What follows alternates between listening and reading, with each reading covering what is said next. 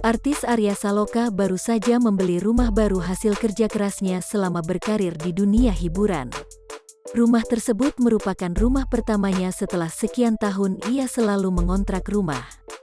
Hal tersebut ia ungkapkan dalam kanal YouTube Cumi Cumi yang tayang pada Sabtu, tanggal 24 April tahun 2021.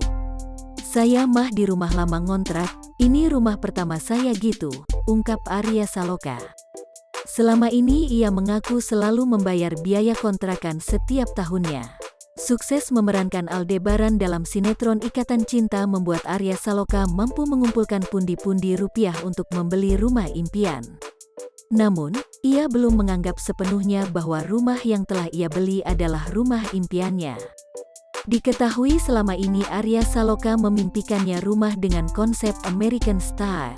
Kalau dibilang rumah impian sih sedikit ya, karena dapat tempatnya bukan klaster tapi dia tanahnya ngantong jadi cuma 2 rumah di situ ada jalannya sendiri gitu, ungkap Arya.